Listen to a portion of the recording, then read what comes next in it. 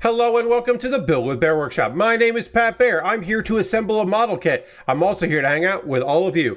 And I'm going to start things off by throwing the Bear Cave, the Lego, the site, the Tier 2 blue emote into chat. If you are currently a subscriber, you can apply with those emotes. If you are not yet a subscriber, you could just say hi. You can use other people's emotes.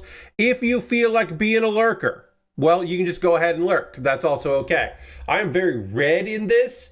So I'm going to adjust this. I do adjust before the stream starts. I promise you, I do.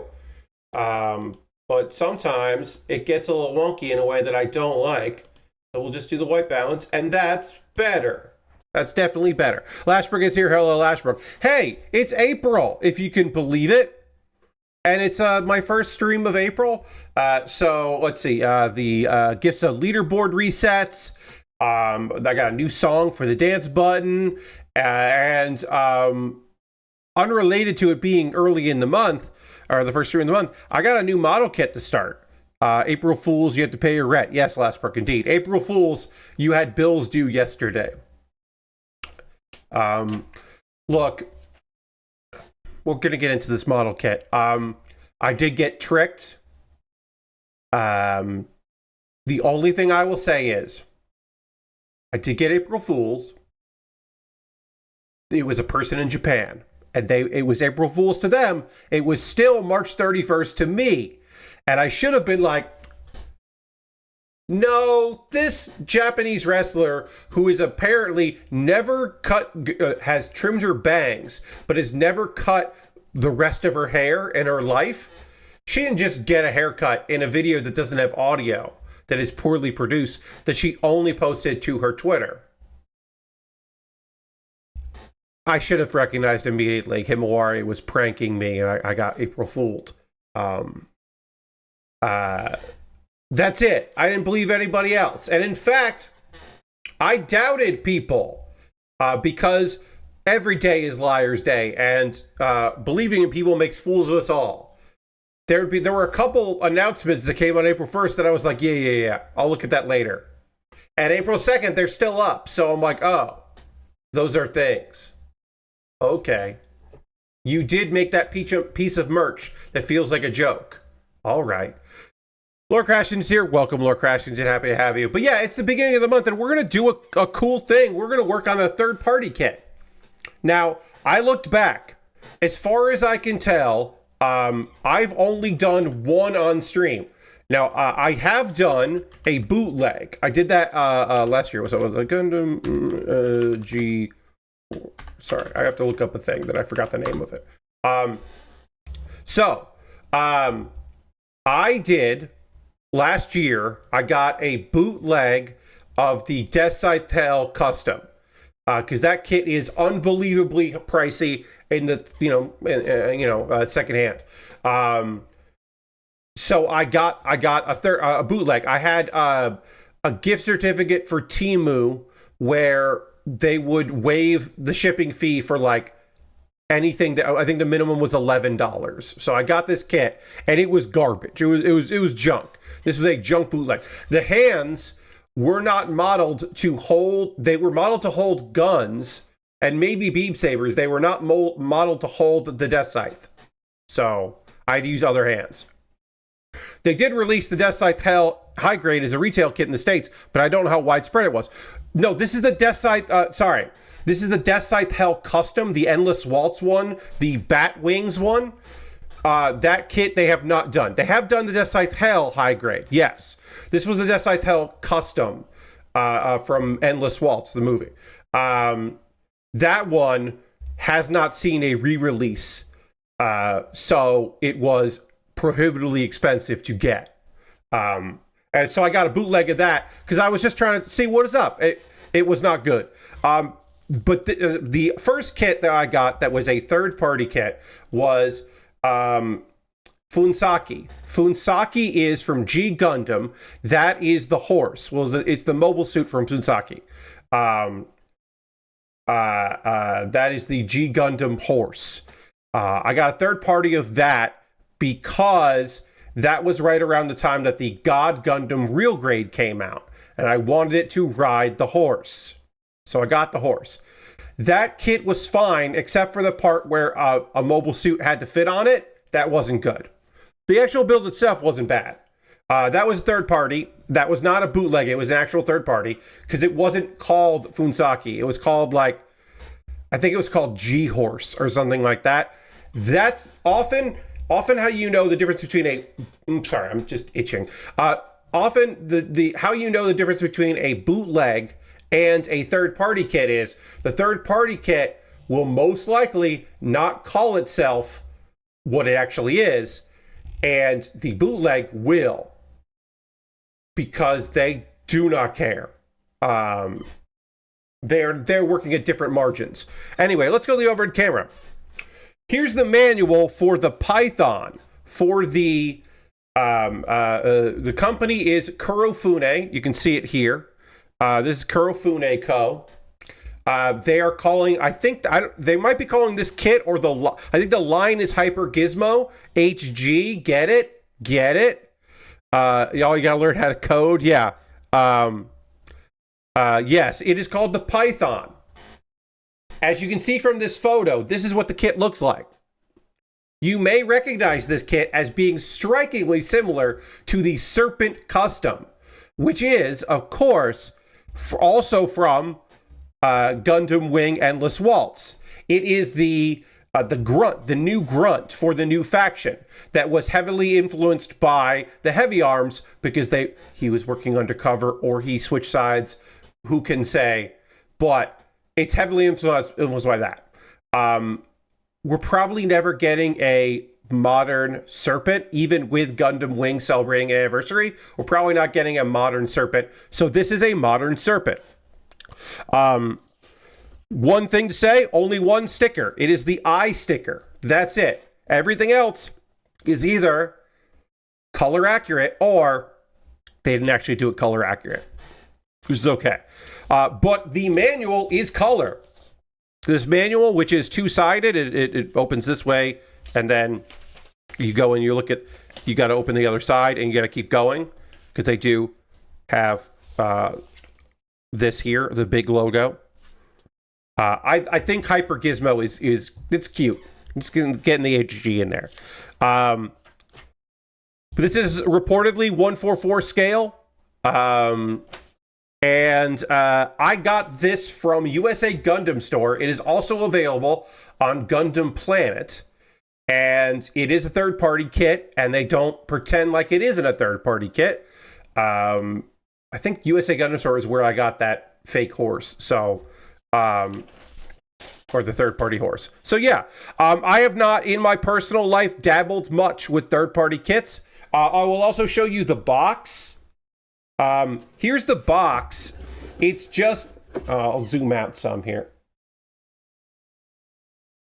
Here's the box. Like, it's not labeled with anything. It's just a cardboard box. All of the sprues. Let's go. Let's get tight here. Let's get we'll zoom in here. Yeah. There we go. All of the sprues came in plastic bags, and they all. I did wear gloves when I opened the box because I have, with bootleg kits, you've got to wear latex gloves. And you've got to wipe down the surfaces, because the reason why that kit costs nothing is because unsafe working conditions, most likely. But this kit, this was made in China, and I believe even shipped from China. I don't think it was shipped from Japan.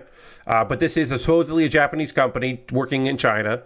And all of the plastic feels good.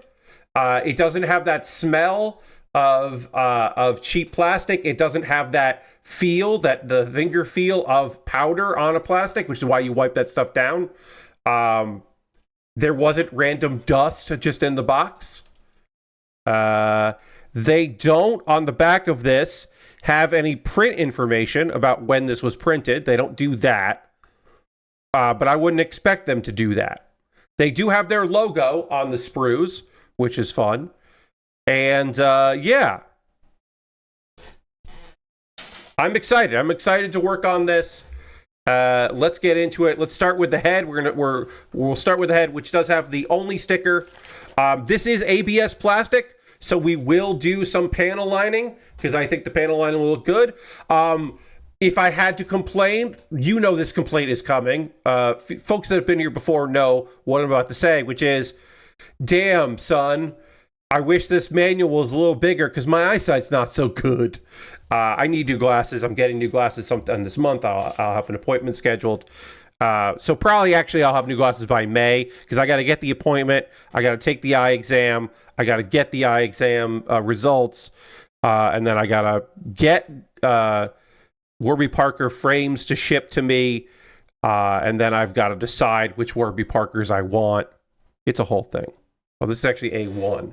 I get the wrong piece out here. But yeah, the reason I decided to get this is simply because I like this kit. And also, as mentioned, haven't really done the third-party kits on stream that much. So I thought it would be interesting to take a look at it, to like see how I feel about this.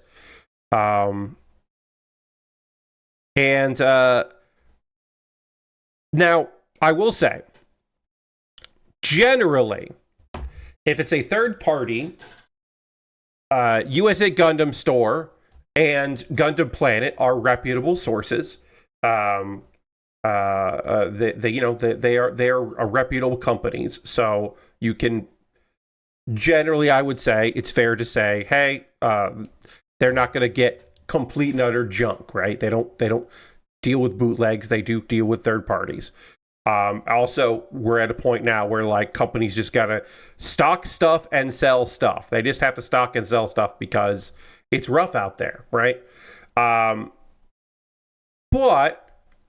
the price point of this, I think it was like $23 plus shipping from maybe I think I got a discount. Maybe it was $20 from USA Gundam Store. Like the price is right if it like comes together and works. Like right now, it looks like there might be some accidental undergating, which is fine. Like I will expect that. I will expect there to be, some stuff that doesn't line up completely perfectly, but it's like, I don't know, a kit that doesn't exist in a modern context that you have to buy, overstock of from somewhere. I have done that on stream. I have built the Serpent. So like, yeah, if it means you can get the kit, like I think it's worth at least exploring. Vagabond says, I built the ZZA Gus not too long ago. Aside from the torso armor and one part of the leg armor, it was a dream to build for a third-party kit. Yeah, that's the thing, right? Like, that is the thing that I am expecting. I am expecting some stuff that, like, not fit perfect. Lord Crashington has hit the dance button, called in for the dance button, so I will hit that in a moment. Let me get this piece gotten out of here. F19. Yeah, I mean, like, I feel like I'm probably going to have to do a little bit of snipping, maybe a little bit of filing. Like, it's not going to be perfect. I'm not expecting it to be perfect, and I won't be, like, shocked and disappointed if it's not exactly what it claimed. Like if a piece is a little weird, I'm not gonna be like, what? Like if I have to do cleanup, like I have to do cleanup here. This little bit of plastic didn't come off at the sprue, it came off with the kit, so I got to clean it up, which is fine. I'll do that. I feel like that's probably going to be happening pretty often. We do have to put a sticker in. I think I'm going to do maybe this first. I don't know. But I do owe you a dance, so you will get a dance in a second. But let me... Yeah, I think I'm going to put the piece in here first. But yeah, if things don't, like, line up perfectly, I'm not going to, like, freak the fuck out about it. It is what it is. But you did use your channel points for the dance button, so I will hit the dance button. Thank you. We do have a new song, because it's a new month. Yeah, that is what it sounds like. I play a song that won't get me trouble with the DMCA, takedown stuff, and here you go. Yeah.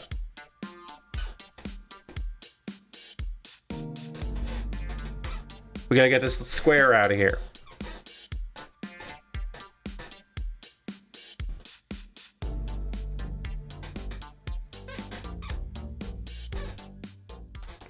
How sticky is this? Oh, this actually feels tacky. Okay, good. I was wondering if I was going to have to apply this with like liquid cement or something, but no, this does feel tacky. It does. There is a stickiness to the sticker. You just fucking, I don't know. It's the only sticker it comes with. I have no idea if it's going to be good or not. All right, so let's get that in, and then let's get this. But yeah, I'm also prepared. I have my liquid cement close by. I am prepared for any number of things here to just be weird or not work, or like this part I think is supposed to be friction in here and is clearly not, but maybe the next piece that goes on top of it will lock it in place. Perhaps the head piece here, D3. Perhaps D3 will take care of this. And if not, liquid cement, little dab will do you. Yeah, this was not expensive. And also, that is an important thing to say. I said it before, but I will repeat myself on this one.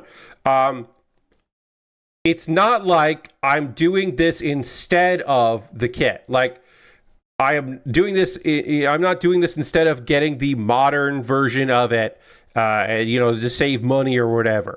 I'm doing this because that kit doesn't exist in a modern context. It probably never will. And it's filling the gap.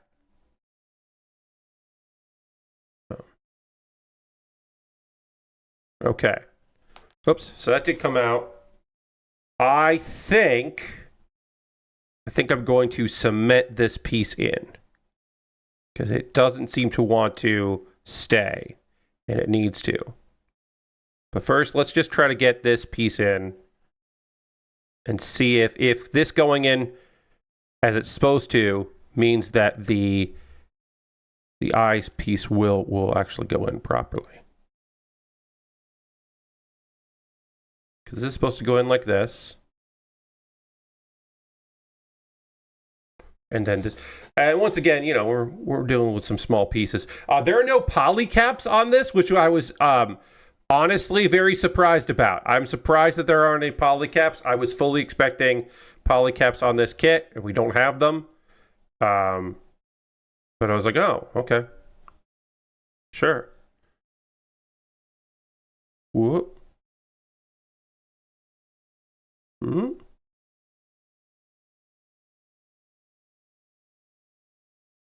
It's sort of going on. Whoops.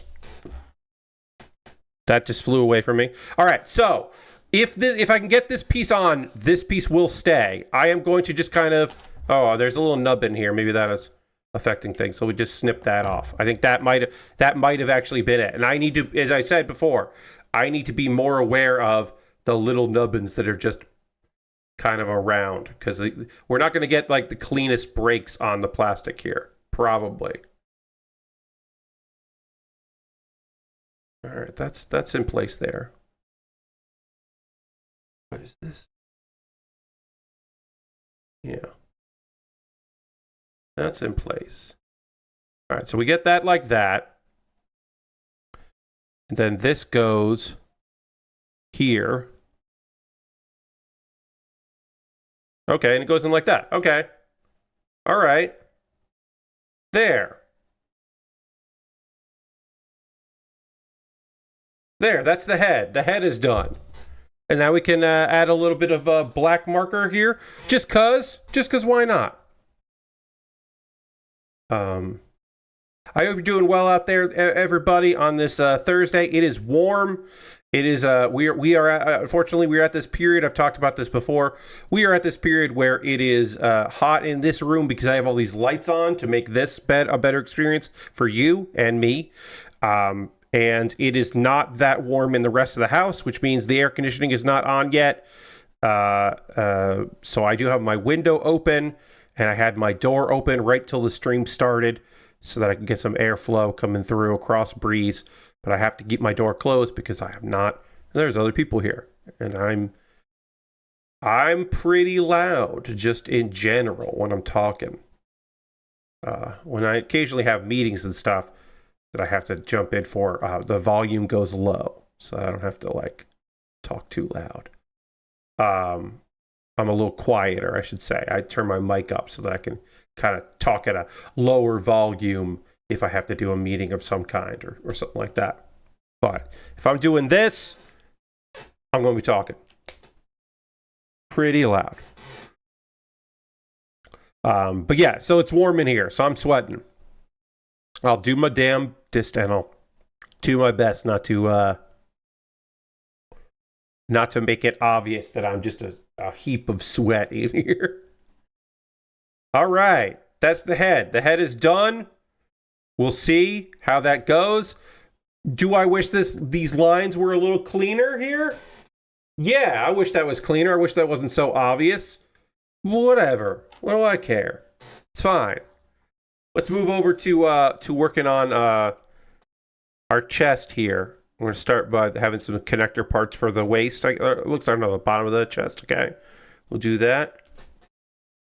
There was some news here in the world of video games.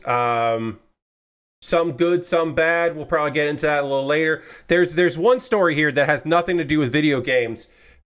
We don't often talk about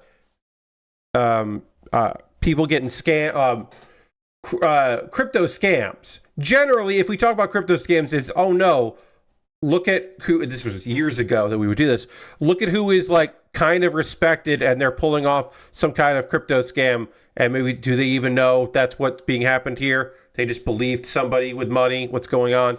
But it's rare that we talk about crypto bros getting scammed, or at least possibly scammed. But this one was an interesting way to do it. Basically, somebody got out there claiming that Jonathan was dead. And that's fucking bullshit. If you're unaware, I'll explain what I'm talking about. Jonathan the Tortoise, who is 193 and considered to be the oldest living land animal in the world, was reported to be dead. It was a hoax. On April 1st, a bunch of outlets reported that Jonathan had passed away. The source was the veterinarian of the tortoise on Twitter, Joe Hollins, who doesn't have social media, and it wasn't his account. It was somebody that changed it to pretend to be him. Pretty fucking obviously not him. But anyway, he said that heartbroken to share their beloved Jonathan, the world's oldest living land animal, has passed away today peacefully on St. Helena, and that's a lot. USA Today did a follow-up. They contacted the real Hollins, Joe Hollins, and was just like, Jonathan the Tortoise is very much alive. I believe on Twitter, the person purporting to be me is asking for crypto donations, so it's not even April Fool's joke, it's a con. And that's true.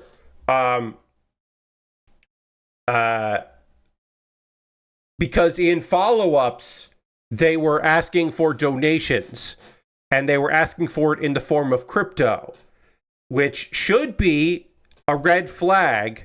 I mean, all of this should be a fucking red flag. Like, what country are you tweeting from?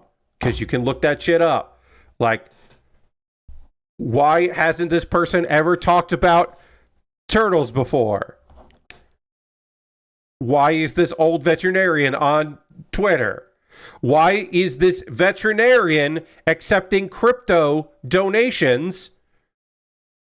But that's the thing, right? If you in 2026 are still doing crypto fucking bullshit, then maybe you don't think it's weird that people are using it. Apparently, people have actually sent this fake person cryptocurrency because they did put out a tweet. They have not changed their name from Joe Hollins. And the account got deleted, but they did apparently at some point tweet that they had gotten cryptocurrency.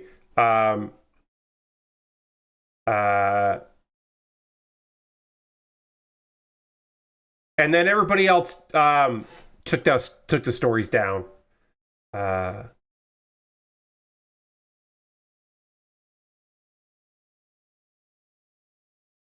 And yeah, it was a whole fucking thing. The fact that now we obviously you have to take the word of a liar and a con artist to believe this person that they did indeed receive actual money from people, crypto funds.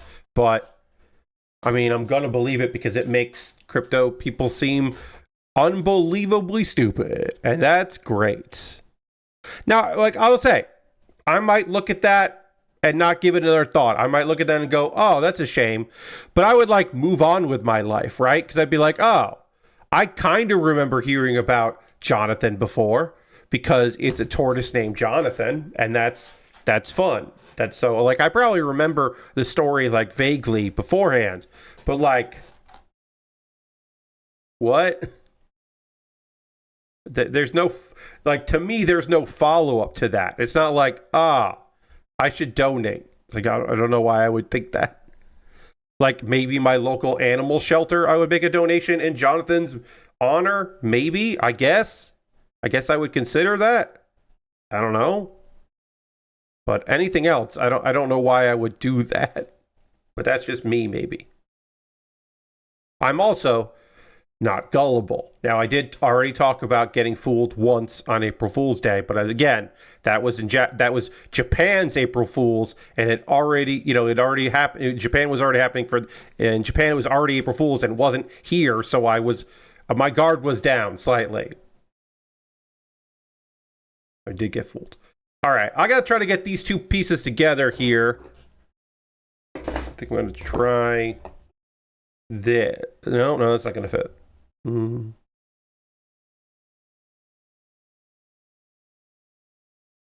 this up a little. There we go. I gotta remember to look for undergating. Now, in real grades where the undergrading is on purpose, they tell you where it is. In this, I just have to constantly be looking for things that just look like extra plastic, right?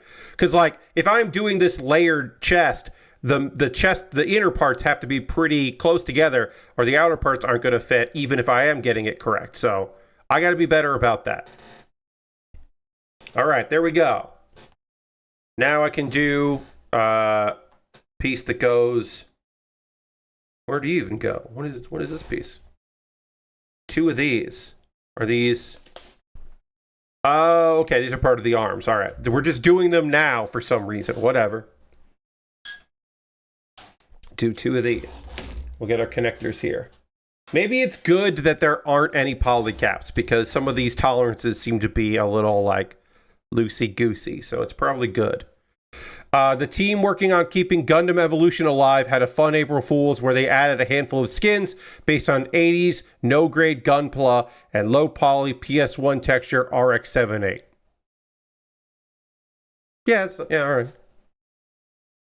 I do apologize, friends, that I did not react to that. I kind of no-sold that. It's just because I'm tired. I'm just tired. I don't want to play a text adventure, a dating sim based on your video game property. I don't want to look at the art that you did pay people. I mean, there's plenty of fucking April Fools that used AI, but you did have your talented artists. Like, I just know, I don't know this, right? I don't know this, but I do know that statistically, somebody was working on an April Fool's gag at their job before they got laid off at their job, right? Like, that just happened. There's no way it didn't happen, just statistically. I know I am just a fucking bummer that I don't like fucking April Fool's gags. I've been asked before, well, all right, Pat, you're a curmudgeon on this stuff. What April Fool's gags did you like? I'll say this. I liked the first couple rounds of Think Geek shit. Before when they were like, oh shit, all right, well, we should actually make this. And then it became, hey, here are things we could make, and we'll put them up as an April Fool and see which ones go viral. and then we'll have those ready to go. But originally, when they were like, oh fuck, all right, what? Oh, okay, this is doing better than anything we actually are putting out. Like, I like that. That was an early thing that I enjoyed. I thought some of the over the years, some of the Blizzard stuff was pretty good, especially the pandas. The declaration that they're going to be pandas. I thought that was pretty all right. You know what? Funny or Die did. I bring this up in conversation about April Fools. Funny or Die did one that I thought was fucking phenomenal.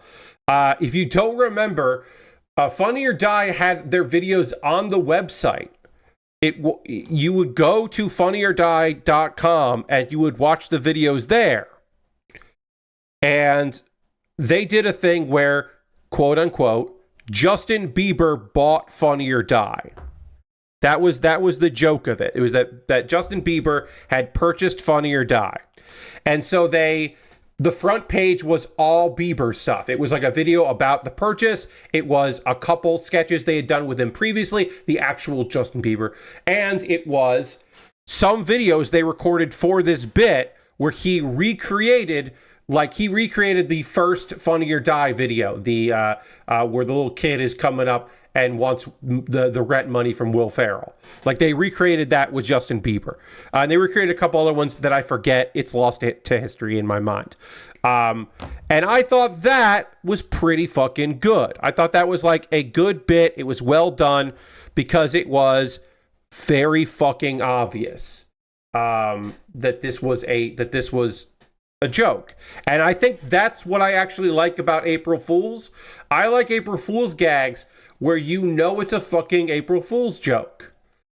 Where it's not just like someone saying like on Facebook, it's over. 7 years gone. Down the drain. Like wasted. Or whatever. And then like later they're like, JK, we're still together. Haha. And you're like, come on. What are we doing here? Two people from Smosh got married. And they announced it on April Fools. And that fucking rules because they had been secretly dating. And then they got married. And then they announced that they had not only were they together, but they had gotten married on April Fools with their wedding photos. And people thought that they had photoshopped their wedding photos. And that's good. I like that. That's good. That's good, dumb stuff. That's good bullshit. I approve of that. That's what I'm talking about when I say that there have been cases out there of good April Fool's gags that get me, that like hit me in the funny bone. And I'm like, that's neat. And one that wasn't fun was folks at College Humor one year printed out giant banners that said coming soon, In-N-Out.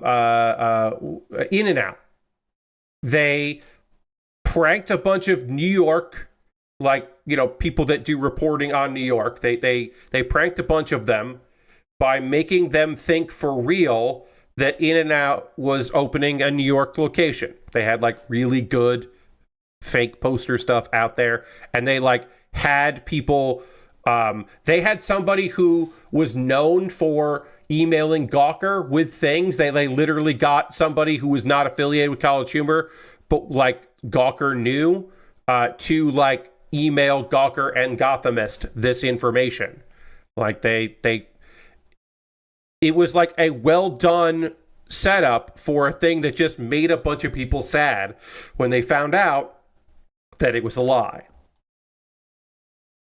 Like that to me is a part of April Fools that I go, oh, that's just a lie that now makes people sad. Fuck that shit. I don't know. Yeah, I am a Debbie Downer when it comes to this stuff. Somewhat. I do like I said, I like creativity. I like weirdness. I don't care about your fake isekai thing. I don't care about your fake dating sim thing, because the people that make fake, that generally, not always, But often the people that are doing like, oh, we turned this into a dating sim, don't know what a dating sim is. Like, they haven't played it. They don't have the context for it. So they're just making the most obvious jokes based on parodies they've seen before. Like, I don't know.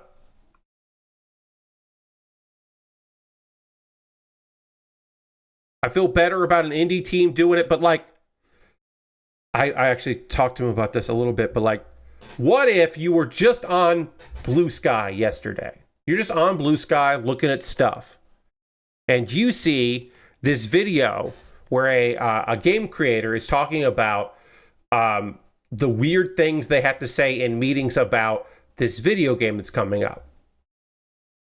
And you're like, oh, this was a good April Fool's gag. But it wasn't. It wasn't April Fool's gag. Because they are making this... Because Strange Scaffold is making a game where you are the anthropomorphized truck that hits people and sends them into an isekai world. That is a video game they are currently actively developing. But like, how would you know that? You just saw this video on April 1st. And you're like, oh, that's a good gag. It's like, it's not a gag. That's real. And it's just like, damn, yeah.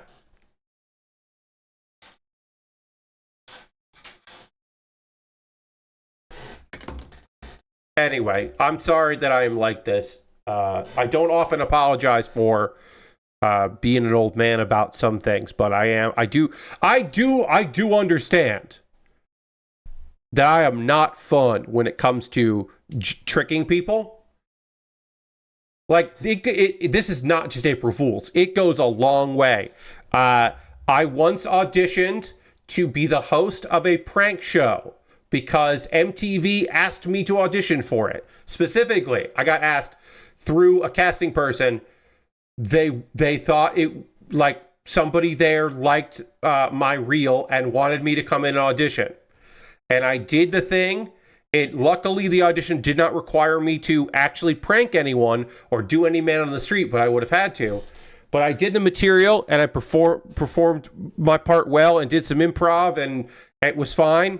I basically did improv with somebody on staff as if they were a man on the street person.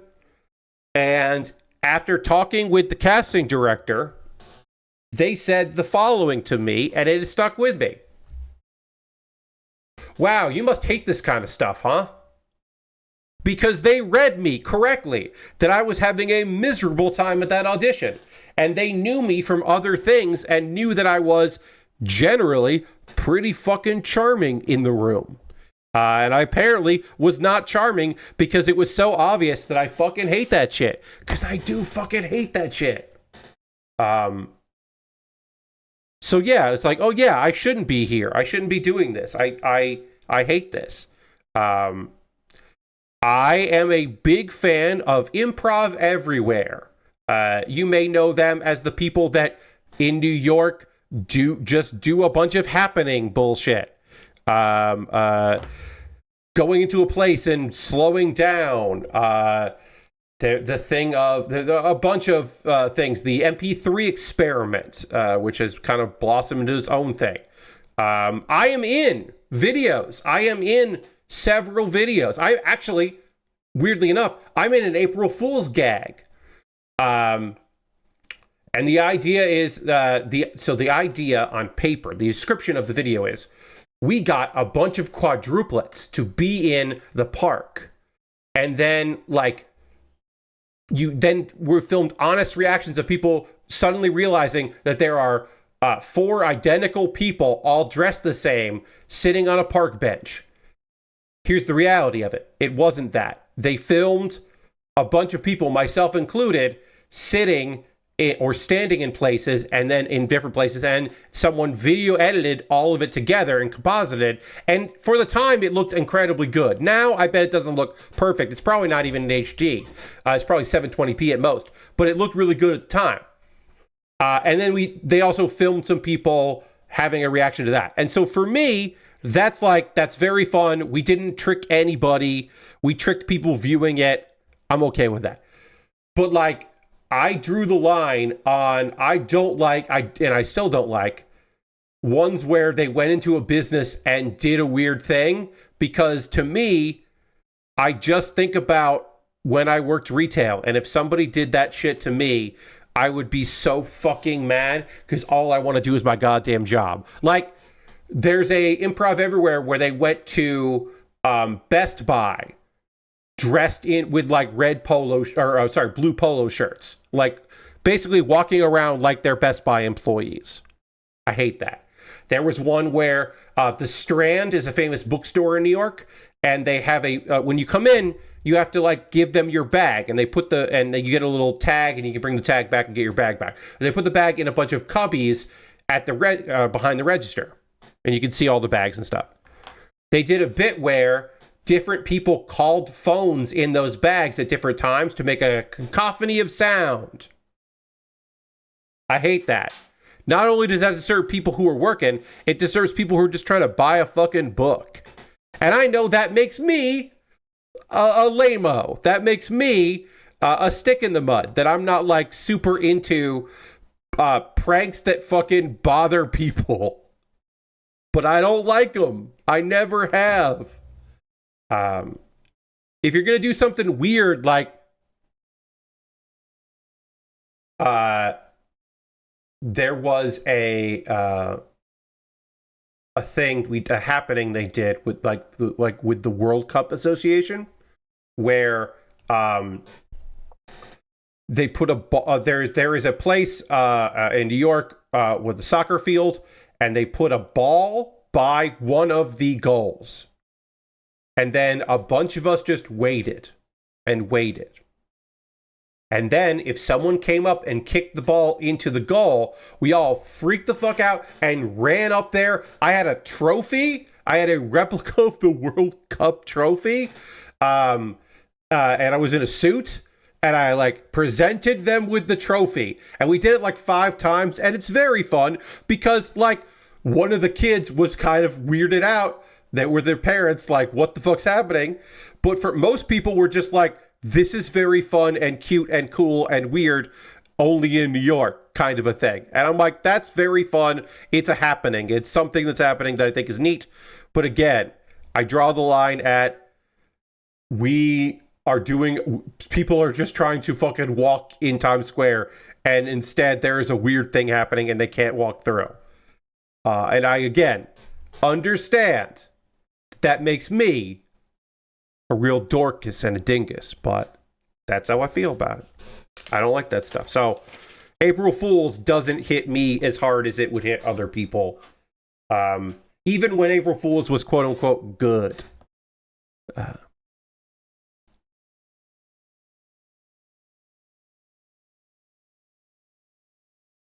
I'm the guy that if you do a fake chapter on a fan sub site, I'm the guy that reports your April Fool's fake chapter as an April Fool's. I'm like, this isn't real. I'll report it because I don't want other people to click on it thinking they're getting a new chapter of a manga, and instead it's just somebody's joke. I'm that guy. I don't recommend being the guy that I am in most ways. Honestly, but in that way in particular, I don't recommend it. Like if I was a slightly different guy, it would my life would probably be better. But I am who I am. I am this guy. F21. This is coming together remarkably fast. Other than like I have to be conscious of parts that require me to do a little cleanup on them. But like the amount of parts that actually require cleanup is not that many. That's nice.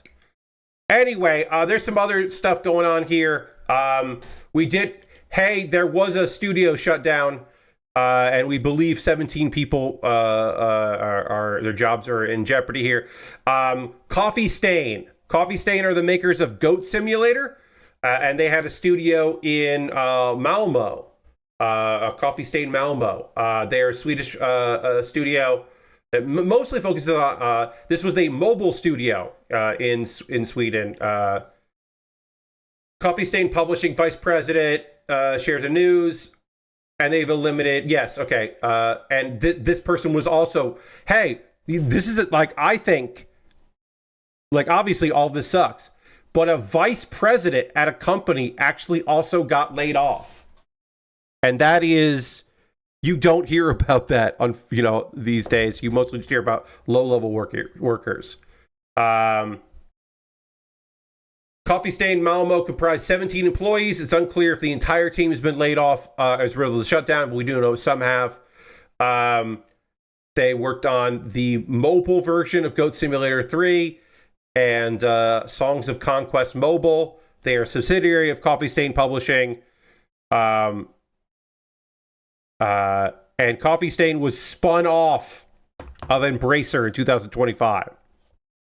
So this was like the mobile division. This was the game. It seems like they were doing mobile in-house mobile ports and mobile support for various games, and now they are not doing that anymore.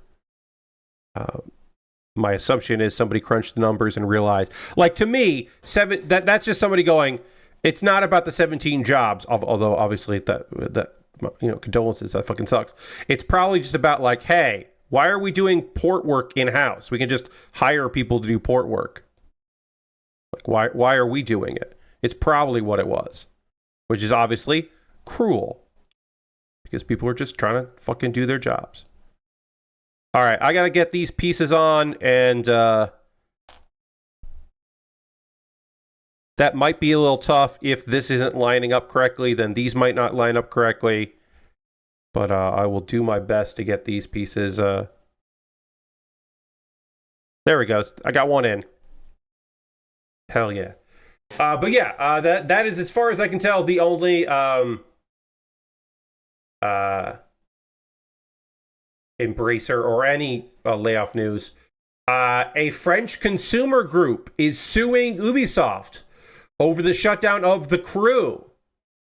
And this lawsuit is backed by Stop Killing Games. As you know, that was you may be aware of that. They have over 1.3 million signatures of gamers and industry people and such being like, hey, stop fucking doing this shit. Stop making it so that games that have been purchased no longer can be played. This is the French Consumer Association, UFC COSU, has sued Ubisoft over the shutdown of online racing game The Crew. It was shared via Reuters yesterday. Association saying that it's filed a lawsuit. UFC at this point, I'll just call them UFC. He's alleging that Ubisoft misled consumers about the permanence of their purchase and imposed abusive contractual clauses, stripping players of ownership rights. The game had been delisted in 2023. And then the servers got shut down 3 months later. And so you cannot play it.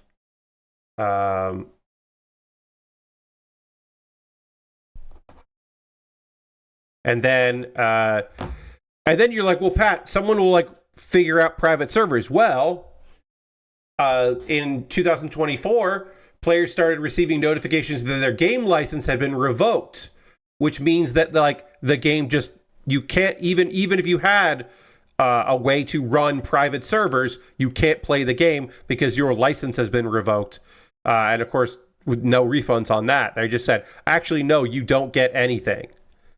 And that is, of course, which led to Stop Killing Games getting some momentum.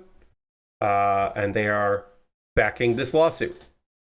They presented to the European Commission last month the 1.3 million signatures. And that was past the threshold mandating a review by the EU executives. EU Parliament is expected to hold a hearing on the matter on April 16th. So France is just getting ahead of the EU on this one, it seems like. So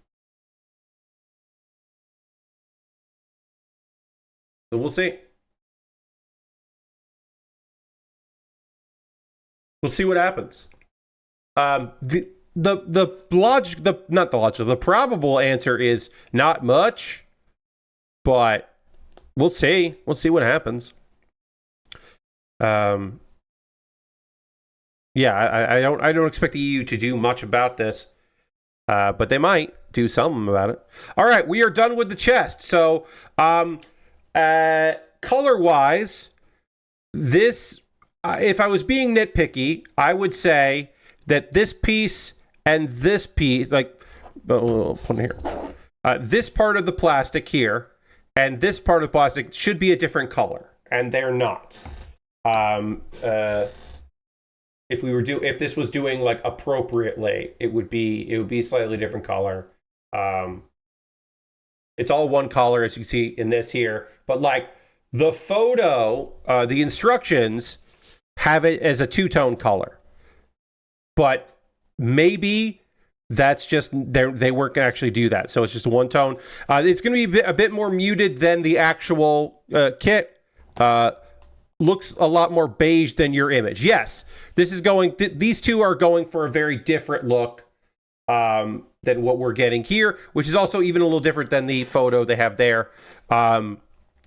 It might just be shading to show a difference, but it is slightly different in color, and I mean that's what it, like, on the one hand, this is not going to be a perfect one-to-one recreation. On the other hand, I don't kind of need it to be.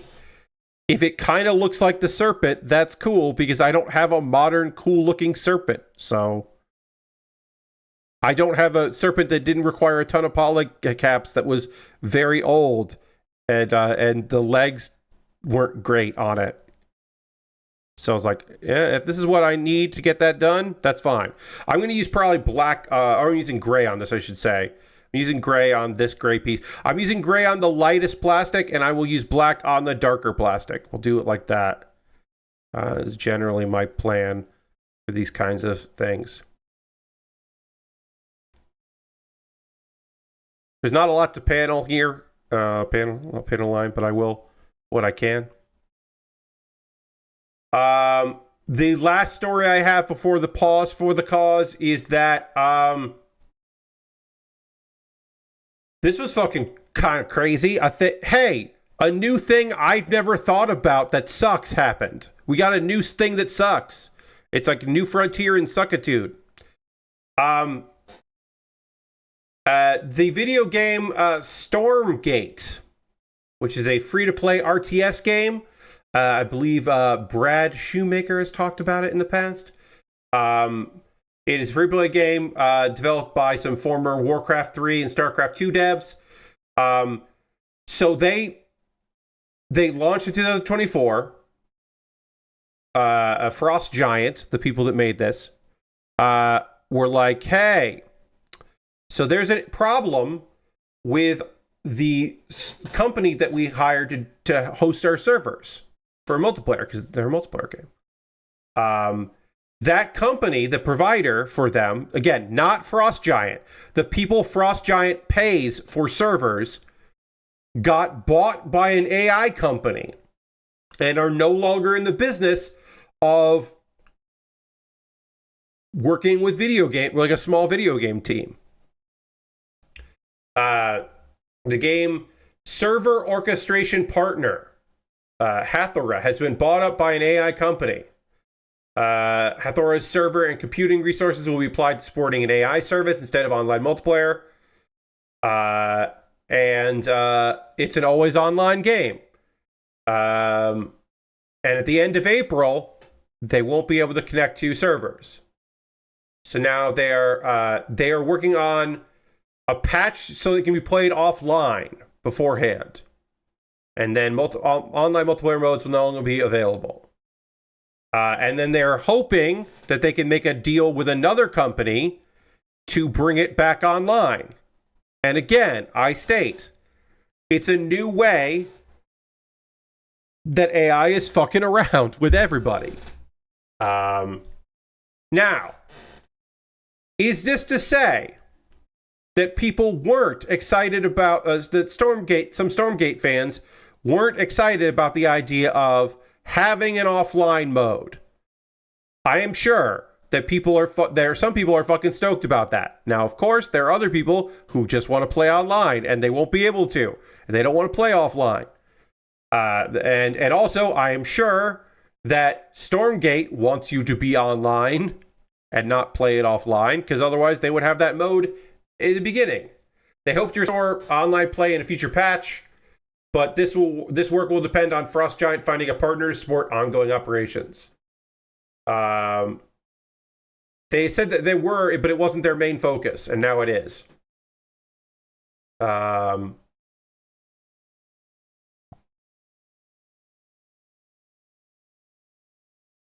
It's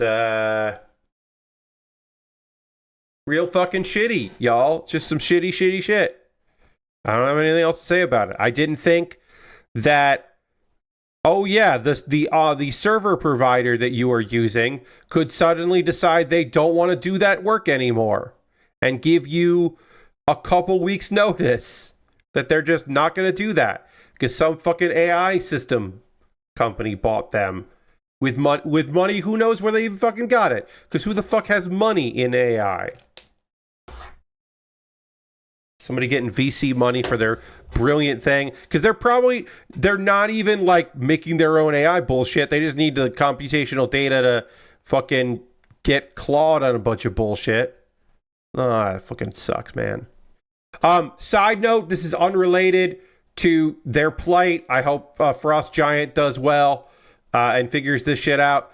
Stormgate is a bad name for a video game. It's just a bad name for a video game.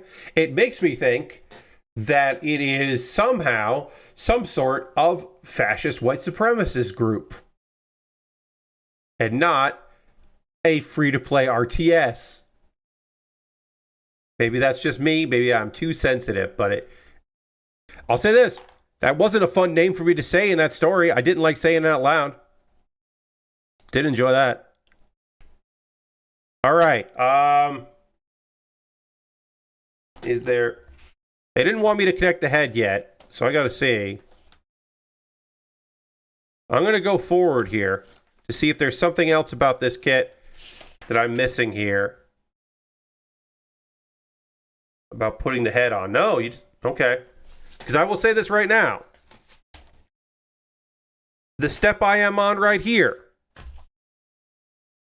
This doesn't seem to fit on.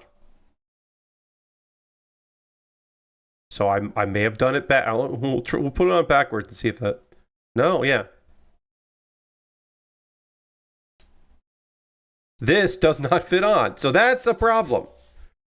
So let's see if there was any pieces that I missed. No, that's all right. Yeah, okay. Yeah, there's only so many pieces on this head. I know I did that. I know I did that. I know I did those two. So the head is right.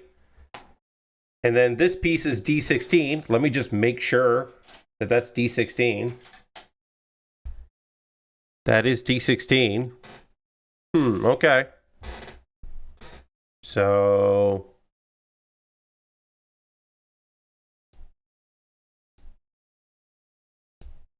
No. It's got a lot of give to it, which is fine.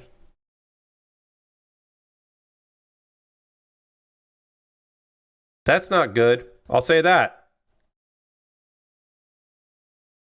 No, yeah.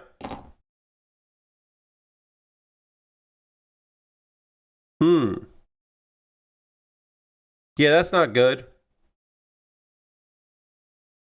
I assume y'all know this. The head is supposed to be able to attach to the neck piece. Okay, there it is. I had to really wiggle it and snap it on. I don't want to ever take that off. That did not feel great putting that on. It felt like I was about to break the neck piece at any moment. So there's that. Let's see. We are going to take a pause for the cause here in a moment. I'm going to talk about ways you can support the channel and the stuff I'm doing here. Everything I'm about to talk to you is going to be optional. You're under no obligation to do any of these things. But if you would like to, that would be rad. Let's see. Yeah, let's go to the overhead. Let's go away from the overhead camera to this screen. I'm gonna drink a little water and then we'll talk. Hi, this is the Pause for the Cause. If you're new, hit the follow button. If you're currently a subscriber, you can throw the Bear Cave, the Lego to the site, the tier 2 blue emote in the chat. Being a subscriber is the easiest way to support what I do here through Cash Money or your Prime Gaming token. If you have Amazon Prime, you can link it with your Twitch. That would be a cool way to support what I do here. Hey, if you do have Amazon and you linked it with your Twitch and you have that token, use it for somebody, because that's just free money out there that you could be given to somebody. That's somebody would get $3 from that, and that would be nice. It'd be great. If it's not me, please make it somebody. But I hope it was me. But I'm going to talk about ways you can support the channel. These are just going to be some easy things here. All of this is optional. You being here is the most important thing. So feel free to stick around, and if you don't want to stick around, that's okay as well. That would be nice, but yeah. Actually, I'm going to go with just 1 second because I need to blow my nose, so I'm going to mute the mic and go away, and I'll be back in just 1 second. Sorry.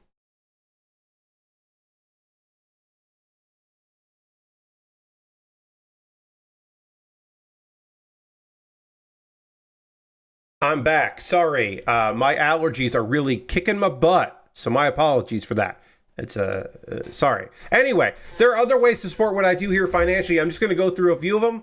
I'll try to be quick, and then we'll get back to model kit building. And my apologies for the delay. I have a Patreon at patreon.com/PatBaer. Over my Patreon, there is a $1, $3, $5, and $10 tier. There are different rewards for different tiers. Consider joining me on Patreon. Would love to see that Patreon boost up a little bit. I'm glad that people are still supporting me there. Don't get me wrong, but I would love a little bit of a boost, even for like a month or two. I also have a YouTube channel, youtube.com/PatBaer. I just posted a video there today, if you want to go check out that, a Rare Thursday video, and I'll talk more about that in a second. Now, obviously, subscribing to my YouTube channel is free, and I would encourage you to do so. But if you wanted to, while you were there, you could, of course, become a member for just $2 a month. You'll get my Wednesday videos on Tuesday.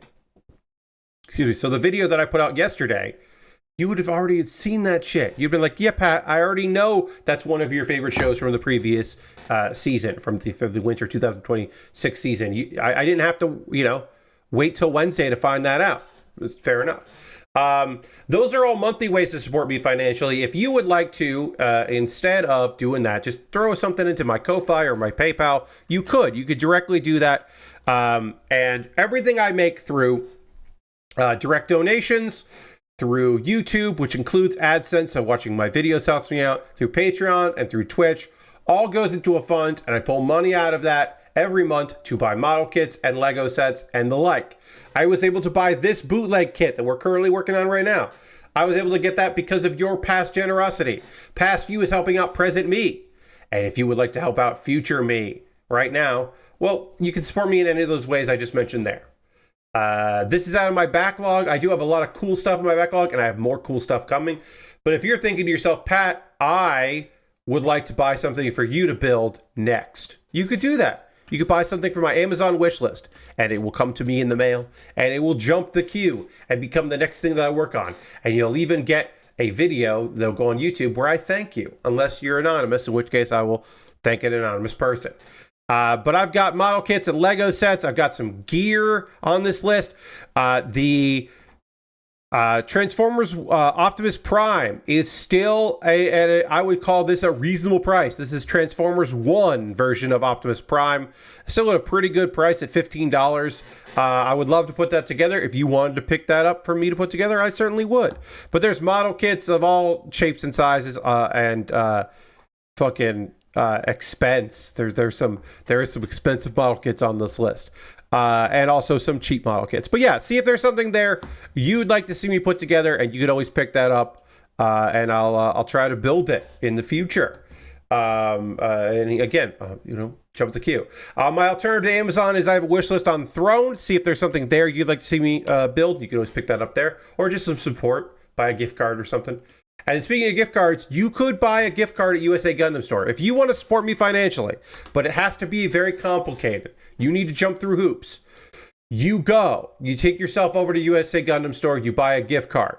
Then you can send me a whisper on Twitch or a private message on Blue Sky or Mastodon with that gift card code that you got from USA Gundam Store. They sent you your email. And then I will use that gift card code to buy something from USA Gundam Store. It's that easy. You could just do it if you wanted to. You don't have to, but you could. Those are all the ways to support me that cost money. If you want to support me, but you don't have the cash to do so, or you just don't want to, you got the cash, you just don't have the desire, go check out my Discord. It is a fun place for people to hang out. You'll find out about what I'm up to, and you also, just hang out with some like-minded, fun people. It's cool. We'd love to have you. A couple of video links for you to check out. Pat Baer's Anime Club. I have 2 Pat Baer's Anime Club videos to pitch to you. One is my winter wrap-up and my spring preview. The spring season has started. I don't have any new shows to talk about tonight, but I'm sure this weekend I will have new shows to talk about. Because I haven't found anything that I want to talk about on a weekly basis. I watched the first 2 of the first 3 Dorohedoro, and I'm like, nah, I don't know. Like, if I'm going to talk about these on a weekly basis. I think it fucking rules, but I don't know. So I haven't picked shows that I want to talk to you about yet. I will in the future. I just don't have those right now. But if you want to hear about the good stuff that's coming out, you can watch this episode of Pat Baer's Anime Club. And then today, literally today, I put up a new episode of Pat Baer's Anime Club that I'll be linking in chat right now, which is my voter's guide for the Crunchyroll Anime Awards. Voting began today. It runs until the 15th, so I'll keep talking about this video probably until then. I imagine I will keep talking about this until that time comes. But yeah, the Anime Awards came out, are going to happen, and voting is happening here, so you can vote. And I give you a voter's guide. I talk about what shows should have been nominated. Hint, City the Animation should have been nominated for more stuff than it did. But I also talk about okay, of these 6, what do I think is going to win? What would I like to see winning? And then, and I only butcher some names. I think I did a pretty bad job with the directors. One thing that's fun this year is they did, instead of just nominating the head director of an anime, they nominated like multiple directors that worked on a show, because some shows have multiple directors, and I think that's a step in the right direction. Instead of just doing the one, the main director, they did, like, if an episode was directed by somebody else, they'll include them, and I think that's neat. I like that. And then Kuma Baer is my weekly anime recommendation series. All this month, I'm going to be recommending shows from the past winter season that I think rule. And I started with Isekai Office Worker, because I think Isekai Office Worker is phenomenal. I think that is a fantastic. It is a fantastic isekai because it is a realistic one, and you don't see that too often.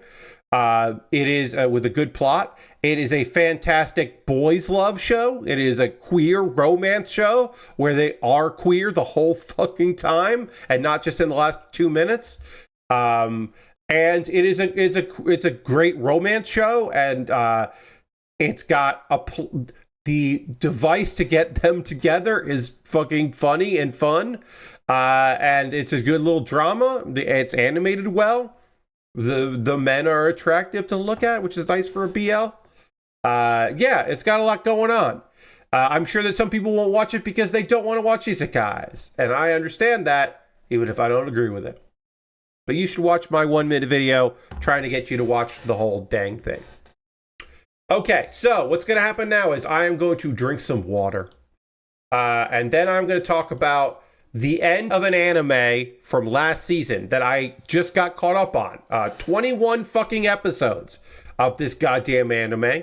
And I'll give you kind of an overview of it, and I'll talk about some of the things I think are interesting about it. It is kind of a mindfuck show, so it's going to be pretty easy to not really spoil anything because it's kind of weird. But I'll put this, we'll talk about it. But first, I need to drink more water. And we got to get back to the overhead camera because it's time to work on arms. So we got to work on arms, which can work 2 at a time, which is nice. And we'll do all that with some dramatic transition music right now.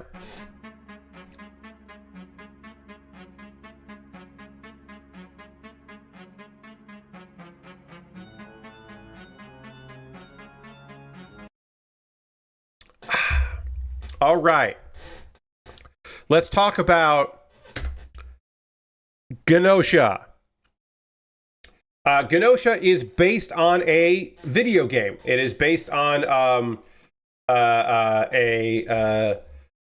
so if you look at this video game or if you look at the anime, you're thinking to yourself, wait, is this just single player Among Us? And like, no, it is single player, like visual novel storytelling, single player mafia in space. It's based on a fucking game for the Vita, which is why it is a visual novel, because they thought that people would be excited about it because it was like a cool visual novel on the Vita. Like that was the idea. And then I think it came to the Switch. But it didn't come at the same time. Obviously, it came later. People liked it. IGN gave it a 10 out of 10. Destructoid gave it a 7 out of 10. It's got an 82 score on Metacritic. Anyway, they made an anime, and it aired the end of last year and the beginning of this year. It was a 2-core. I didn't know it was going to be 2-core. I thought it just had a weird ending, but it didn't have a weird ending. I mean, it does have a weird ending, but it had a better ending because it kept going. So it's 21 episodes. I'm now finished up with it. Basically, our main character wakes up on a spaceship and he has amnesia. Don't stop me if you've heard this before. And he is involved in some sort of time dilation thing where he keeps... Someone will die, and then the world will get rewritten, and it will be a slight variation. And some people are aware of that, and some people aren't. And it is basically a game of Mafia. It is trying to figure out who are the GNOSIA on there. Because the GNOSIA will kill... They will kill themselves. They will kill the crew. You got to put one of them to sleep. Because... if there are enough GNOSIA, there are enough humans and GNOSIA, the GNOSIA will kill all the humans when you enter warp. So it is this loop of that. And sometimes our guy Yu is the GNOSIAN, and sometimes they are not. And it kind of changes, and it's a whole thing. It's on Crunchyroll, and there are other characters. There are characters that like appear later and are somehow tied to it. And then eventually we find out that this is all an experiment, that there is like a disc that you have, like a silver disc, and that fills up with information. It's information about humanity and human interaction and the world. And when the disc is filled, then you can disappear and it's game over for you. And,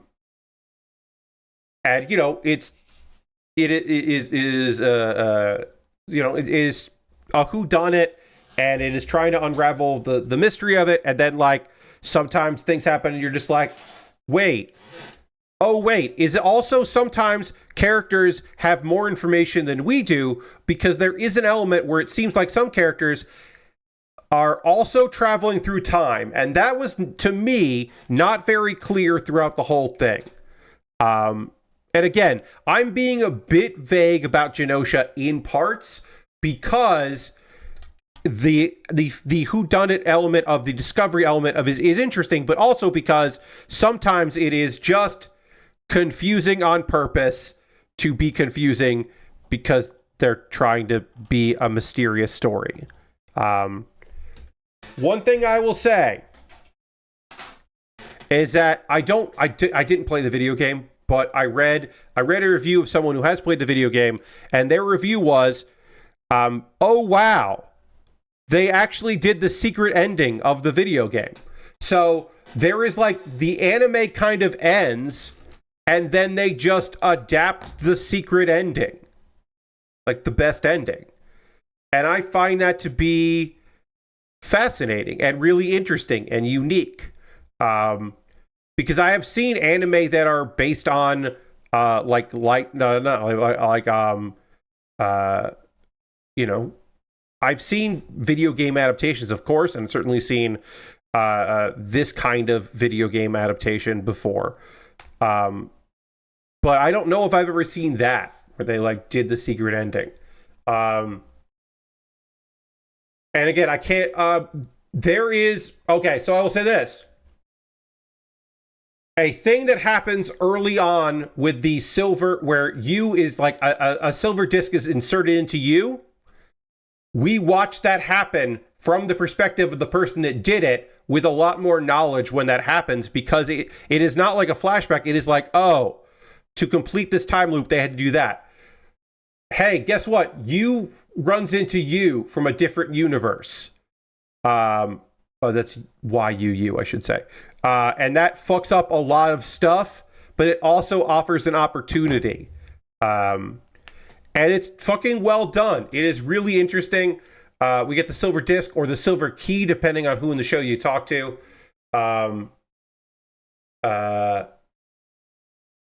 And yeah, there is a lot of talk about fucking preventing a paradox, while also filling up a key. And we even see like the first loop again, which is really, I think, really fun. I'm sure some people would be really frustrated by it because it is just fucking weird as hell. And there's a whole thing about like leaving your body behind, and it's a whole lot of nonsense.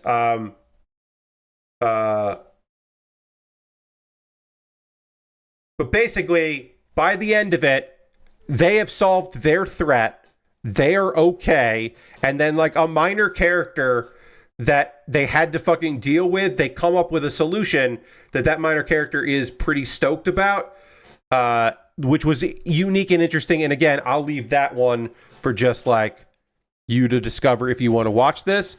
I don't have much else to say about it. I did want to have like 2 anime that I finished up to talk about here, but like I had a lot of episodes for this to finish off, and I've actually talked about, I think the show I liked the best that I didn't talk about here on a weekly basis was a romance anime that I thought was pretty fucking cool because it had a good premise. I've talked about it here and there, but I didn't talk about it on a weekly basis. The Invisible Man and his soon-to-be wife, I just think is so fucking good. It's really cute. There is some action, and I think the weakest part of it is some of the detective agency stuff I think is really well done. I think a lot of the fight scene choreography is like fine, but it could have been better and maybe didn't need to be in there. But I think the minor characters the supporting characters are really great. And I think it is like a nice slow burn love story between adults. And it is a fun little bit of business. I think it is a cute show. So I'll just throw that in there as one that I really liked. And then I haven't talked a lot about Journal with Witch, but holy fucking shit, Journal with Witch is devastating. That's another one that I think is sorry, we're just writing something down here. I think that Journal with Witch is fucking incredible. I don't know if I'll ever watch it again. So if you can handle something that is melodramatic in many ways, cathartic in many ways, that is sometimes a hard watch and sometimes a beautiful watch, I think that Journal with Witch is really strong. That is a show that I highly recommend to people, with the understanding that it is a lot. There are funny moments because humans can be fucking funny. They're not just drab all the time. But it's not like, oh, there's funny moments and then it gets serious again. It's just like, yeah, there's funny moments and then like there's some normal stuff and then there's some sad stuff, and it's just like, I don't know, it feels very real, and earnest in a way that I really like. All right, I gotta trim this. We got some nubbins here that need to come off.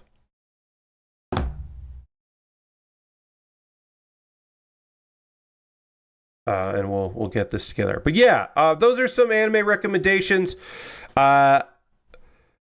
I am watching some new stuff. That I did mention that I'm watching some new stuff, but nothing that I want to talk about here. I might change my mind. I might next week want to talk about maybe I want to talk about Always a Catch. I haven't watched the first episode of that. I meant to. Go for it, Nakamura-kun. I kind of bounced off halfway through the second episode. They put up the first two, so I kind of bounced off that. Yeah,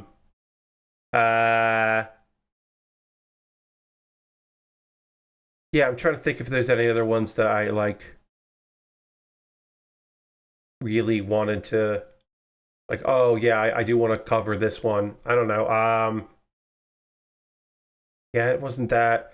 Again, the first 3 episodes of Dorohedoro came out, and I think they're phenomenal, but that show is a lot, and I think I just say, like, hey, you should, if you have Netflix, watch some of season 1 and see if you vibe with it, and then get caught up on it, and then watch season 2. Like, I don't think I'm going to cover that on a weekly basis.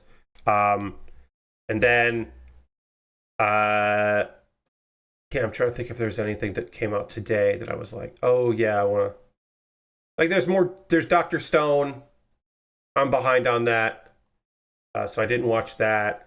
Yeah, Slashbrook. I know season 2 of Dorohedoro is on Crunchyroll. I don't know if season 1 is on Crunchyroll, though. So I'll look, actually, right now. They added season 1. Okay, great. Then you can watch, if you have Crunchyroll, you can watch season 1. I didn't know that. I wasn't aware of that. So yeah, if you want to watch it there, you can. What was there? Was there a show that? Yeah, that was the one that I was like, oh, I want to watch that. And then, was it a Monday show that I want to check out? The first episode came out on Monday? I can't remember. When did the first episode of the Maid show come out? I don't know when that did. Oh, we got Witch Hat coming out next Monday. I'll probably watch that. I might watch Observation Low. There's a bunch of stuff that, okay, yeah, no, it was last Sunday that episode, The Food Diary of Miss Maid, came out, and I'm interested in maybe watching that. Well, yeah, when did the first episode of that? April 5th. Wait. Oh, it's coming out this Sunday. Okay, it must be a week in advance. Let me look at this. I'm looking this up here. Sorry. Set to premiere April 5th and other networks. The first episode must have just come out, or an in-chart is wrong. I don't know. If episode 1 of that show is out, I haven't seen it yet, but I am interested in The Food Diary of Miss Maid, because that does seem neat. So I am interested in trying that out. I don't know if I will, but I am interested in that. We'll see. But yeah, I'm not sure what I'm going to be covering on a weekly basis here. I just haven't made a decision yet on just about anything, really. Witch Hat. I think I'm gonna cover Witch Hat. I think that's like the new probably the people's most anticipated new show of the season is Witch Hat. So I will watch that, and I will learn how to say not Altair, but something to that effect. I will learn how to pronounce it in the English vernacular, because I want to. I want to be able to say the name of the show. But I am pretty stoked for Witch Hat. That's gonna be good. Okay, so I'm doing this all at the same time here. So we'll get B4 and B5 out of here. All these out here. So yeah, I'm not really sure like what strikes my fancy. More Fire Force happening here. So apparently I didn't think I was going to watch Snowball Earth, but a lot, like, this is just like a show that, like, this manga isn't like super popular, but it's survived. But like a lot of like people who are well known in other industries love it. Like Hideo Kojima, has been talking this show up, or like excited for the anime because he likes the manga. Like, there are some fucking names that are talking about this thing. So I'm like, it's a mech show. And I'm like, that's kind of fun. He's like, he finds himself on Earth after like his ship exploded. And the planet has frozen over. And his mech got destroyed. And I'm like, I don't know if I'm going to watch this, but a bunch of, you know, like as I said, people with names have been talking about this shit. So maybe I'll check out Snowball Earth tomorrow. I know for me, there's a new Fist of the North Star happening. Yeah. That art looked, Lashbrook, that trailer looked not good to me. Maybe it will be. But that trailer looked like CGI bullshit. So I was like, ooh, I don't know about that. Maybe it was just a bad trailer. Maybe in full motion, that's going to be good. But that had a red flag vibe to it for me. So I was like, ooh, I don't know about that. But I also know that tomorrow or Saturday, and again, I don't think I'm going to be covering it on the stream. But I will probably talk about that time I got reincarnated as a slime, because there's a new season of that. And I'm excited. The 4th season. That's good for me, your friend Pat. Because I fucking love that shit. So I'll be watching that stuff. Eating that up. I think this season we'll get past the manga. Because the manga is on hiatus. So I think they're gonna take it over and pass it. Which will be kind of wild. Because there was a lot of manga. But of course it's based on a light novel, so it's fine. Maybe they'll do a break. You know, it is what it is. It happens. But yeah, I'm going to be watching that. But again, I don't know if I'm going to be covering that on. I don't think I will, because it's the 4th season and I didn't talk about the 3rd season. So I don't always, but I often like to talk about new shows as they're happening, like brand new shows or new adaptations, and not like the second seasons of things. I even stopped finally talking about Oshinoko because I just didn't want to watch it weekly because it's just fucking frustrating as a show, and that it left on just like the creepiest weird cliffhanger, and I was like, fuck. I'm at the point now where when Oshinoko comes back, I don't know if I'm gonna watch it, because I was just like, gross. Fuck you. It gave me what I wanted in the second part of the season, but then also it got fucking weird, and I was like, I'm not interested. I don't think I'm interested. But there's a few things. I will on Saturday talk about some new anime, and that feels good to me, to get some new anime in. After the stream tonight, I'm going to be watching AW Collision, which is normally on a Saturday, but it is not on.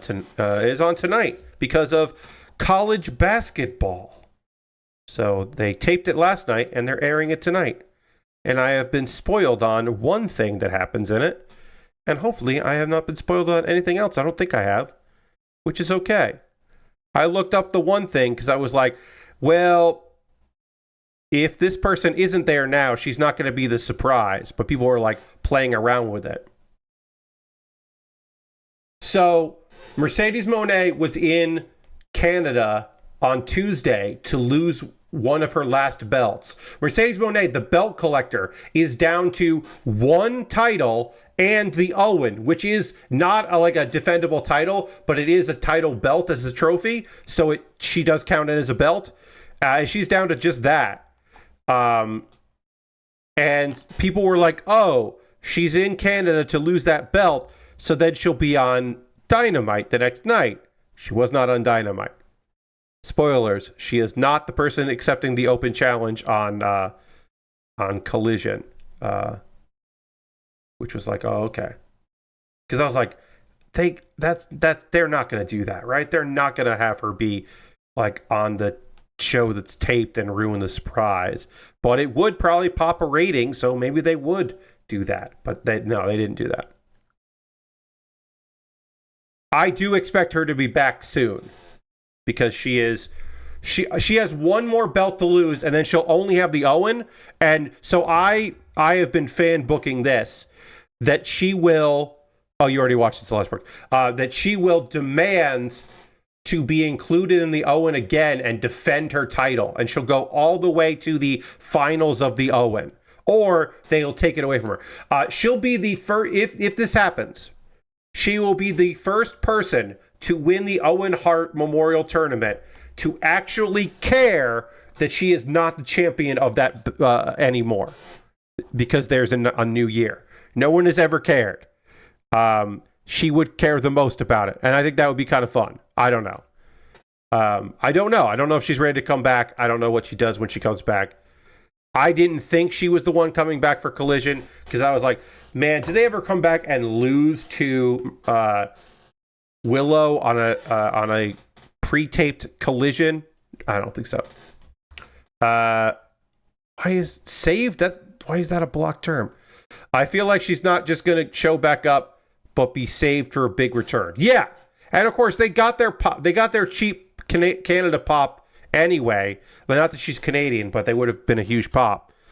She got her big pop. They got their big pop with Jericho. Although I love how many people were like, "Don't you think it was kind of a muted thing?" And I was like, one, I do think it was a little muted, but two, I actually think that by design, Lastbrook, yes, Chris Jericho coming back after being gone for a long time is a big deal. They had him come out to Judas, not the Learning Tree song. People sang along because they love to sing along with Jericho. And I do think it was a big deal. I am not going to pretend like it wasn't a big deal that he came back. He is doing, it seems like, a shtick similar to what he did in WWE that one time, which is sad. I think I would describe that as sad that he's doing that. His dad was in the front row. That was fun, singing along. That is I would describe that as kind of fun. But yeah, I am not like, I am not like falling all over myself because Jericho is back, because it feels like if he came back with the Learning Tree to put over somebody, then that would be worth it. But if he's not coming here to put over Big Bill, if they are going to pretend like the Learning Tree never happened and he's not here to put over anybody, then that fucking sucks. If Big Bill doesn't get to beat Chris Jericho, or Brian Keith doesn't get to beat Chris Jericho in a match, or at least beat the shit out of him backstage, then it's fucking worthless. It didn't help anybody. It just killed a lot of time and made people happy that Chris Jericho was gone. I do think that the idea of doing the like, oh, I'm just going to make you cheer me more. I'm going to do the like pandering, please cheer for me more stick is to mitigate the fact that some people weren't going to be excited about him coming back. Like, I think that is to mitigate that as planned thing of like, well, eventually he'll just get booed for not talking. And I think that is on purpose. That is my tin foil hat theory, is that that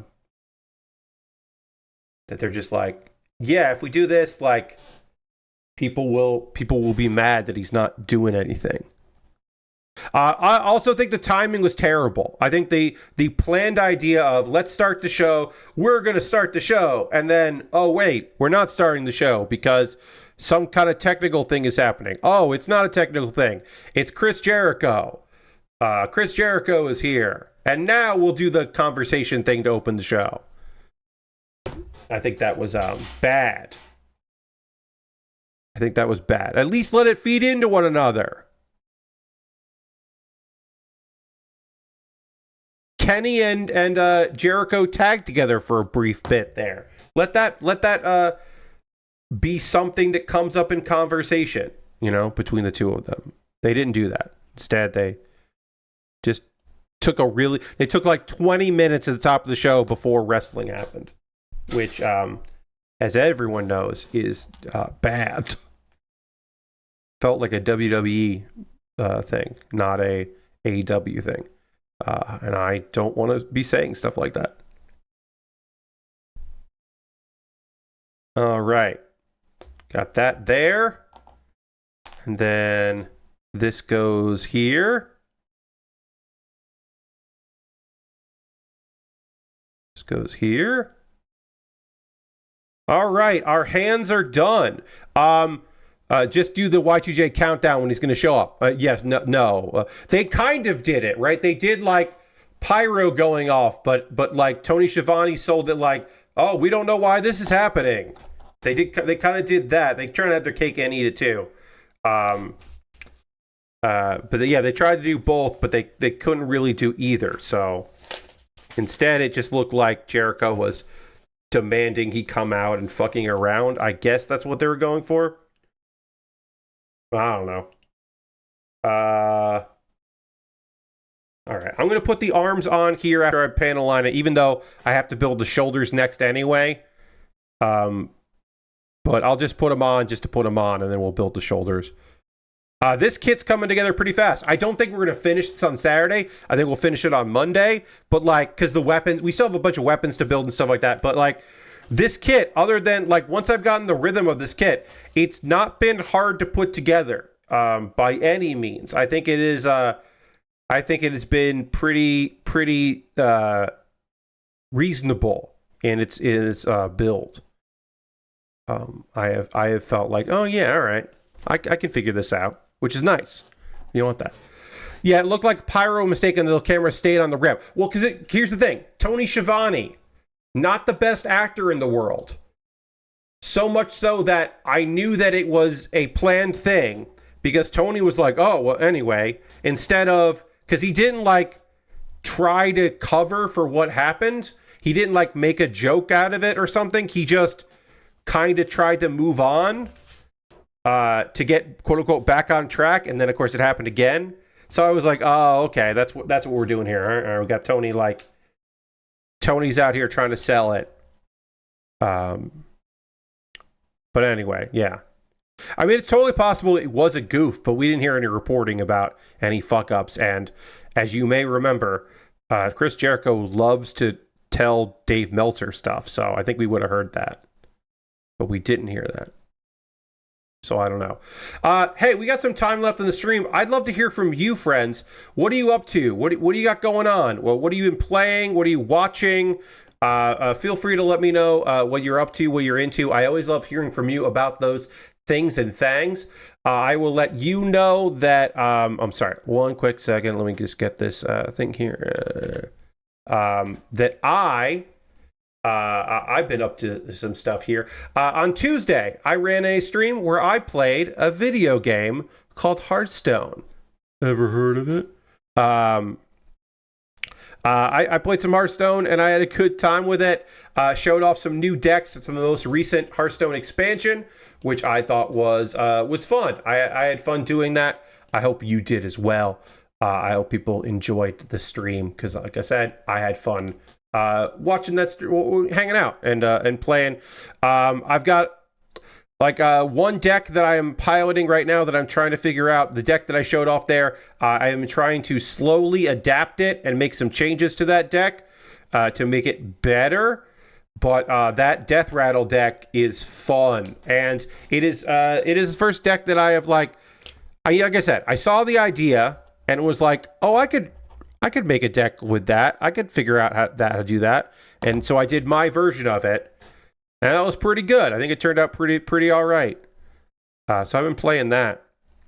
And then also that kind of silly warrior deck. I've been playing that too. And that's been fun. But yeah, thanks to everybody who stuck around on Tuesday. I don't know the next time I'll do Hearthstone. It'll probably be my birthday subathon in June. I almost said January, but I meant to say June. But yeah, I might do that in June. I don't know. I haven't decided yet. Okay, that's it for... Oh, there's this part here. Put that there. Other things to talk about coming from your friend Pat. The old P-A-T. B-A-R. Let's see. I don't know. We got some yard work. We had some guys come and do some work, trimming some big trees, which means I need to do some follow-up yard stuff this weekend that I don't want to do. I'm going to Costco tomorrow. I'm going to go to Costco and pick up some stuff, so that'll be fun. That's a big, dumb place that I don't really want to go to, but I was asked to go, so I'm going. Pick up some stuff. I don't know.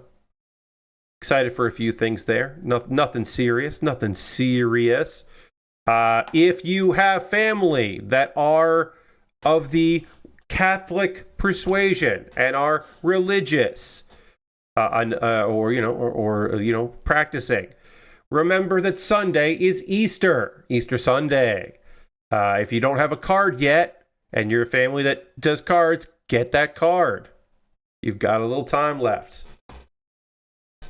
We got a glazed ham that we are going to have, and that will be good. I will eat that, and I'm excited to eat that on Sunday. Sorry. Wait, what the fuck? God damn it. Why would they do that? I hit HBO Max. I should say, I have HBO Max now, and I went to HBO Max, and it started auto-playing a fucking ad for The Pit with audio. I don't want that. Get that shit out of here. Sorry about that, everybody. That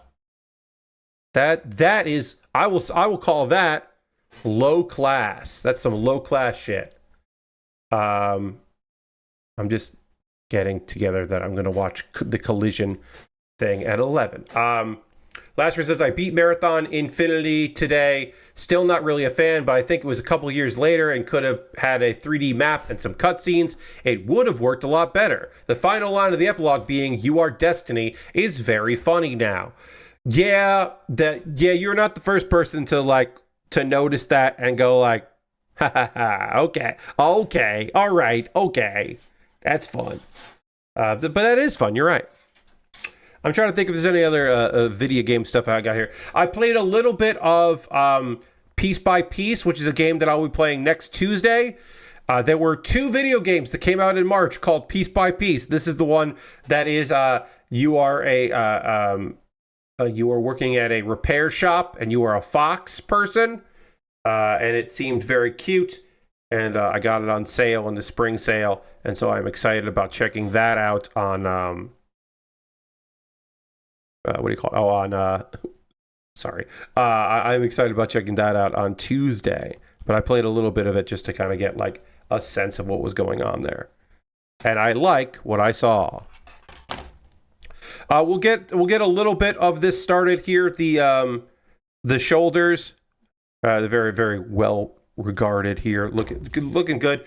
I am pleased that these are plastic and not stickers. Like I said, there is one sticker. It was the eye sticker. We're already done with the only sticker on this kit. And for a $20 kit, that's pretty impressive. Again, some of these colors are wrong, but that's also okay. And I'm not going to be super nitpicky about that. Just like I'm not nitpicky about a lot of stuff here, because it is a cheap, inexpensive third-party kit, and it's doing its fucking best, I think. I think it's just trying its best. And I can appreciate that. Yeah, I don't know. I don't have anything like obviously, I am excited about the add-on for Power Wash Simulator 2, the first paid add-on. The pack for Adventure Time is coming out on the 9th, and then I will be playing that on the 14th. If it wins the Patreon poll, I expect it will win the Patreon poll, but I'm still going to go through the motions of saying, like, yeah, hey, if the Patreon poll like goes with another game, if my $3, $5, and $10 patrons are like, you should play this other thing, then like I will fucking play that other thing. But I'm expecting that to win. And if not, I'll just play it the next week, and that's fucking fine. That's also okay. But I will at least pick that up and get it loaded and make sure that I know where to find it on there, because sometimes like they seemingly built the UI for 2 knowing that these packs would be there, whereas sometimes some of the extra stuff was a little hard to find in 1, because I don't think they really planned for that, but they certainly planned for it in 2. So I think it'll be okay. All right, so then I got to put this piece in like this.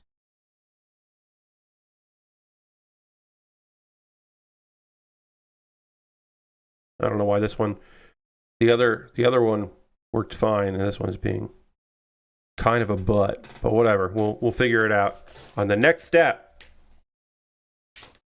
which is, yeah, it's this step here. Okay. We'll get a little bit of this done here.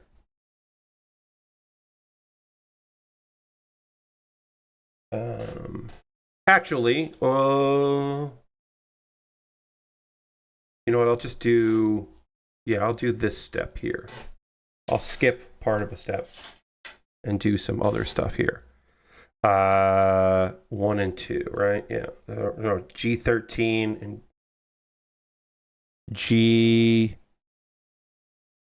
and G13.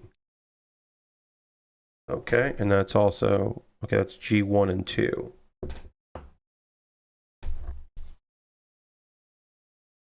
Oh, okay.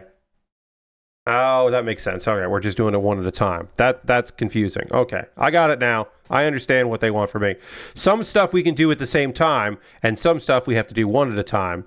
And they had decided what that was, and I was confused about that. I was not paying attention because it is towards the end of the stream, and I was a little out of it. I'm a little out of it by the end of the stream sometimes. People do ask, like, oh, hey, how come you only do 2 hours? And it's like, well, it's because if I do more than that, I start fucking up.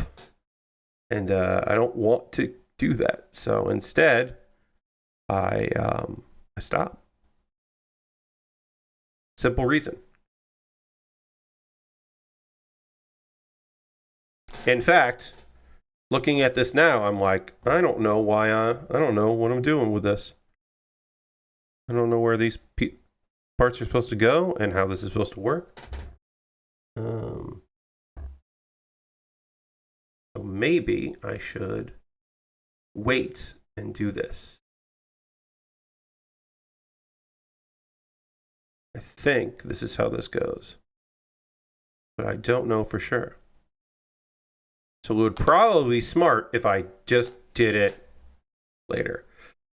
It'd probably be smart if I just waited till Saturday to do this part here and maybe like pay attention. Or a thing I could do is try to see if somebody has built this kit on YouTube and watch them put this part together, and not a speed build or just slow it down or something.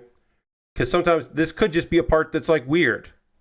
The instructions maybe aren't great. I don't know. Could be. Or it could just be me. I could just be budging it. But either way, I think we're going to wrap things up there.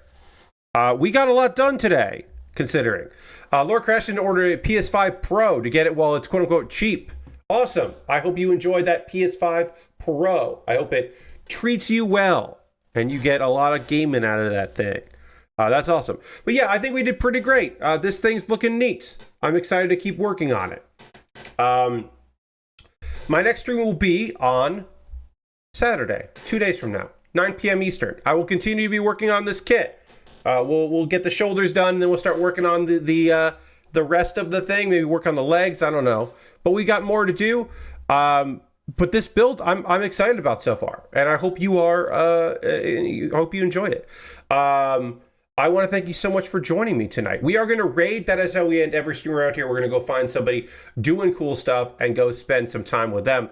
So I hope you will join me for that raid. Let me go see who's doing what and how, and we'll go check them out. How long has this person been streaming? They have been streaming for an hour and a half. So I think they'll go for a little longer. Let's go raid Arthur Geese. Arthur is playing They Are Billions. So we're going to go see what Arthur's getting up to with that. And I want to thank you all so much for being here. I hope you have a great rest of your night. I hope you will come along on this raid while I set that up, because I got to get some reason that command didn't work. So let me try again. But I will be back once again on Saturday for more fun times, and I hope you will join me for those fun times.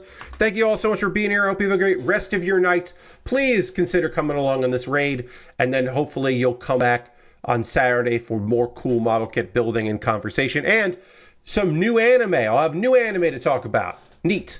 Talk to you soon. Goodbye, everybody. Goodbye, goodbye, goodbye, goodbye, goodbye, goodbye.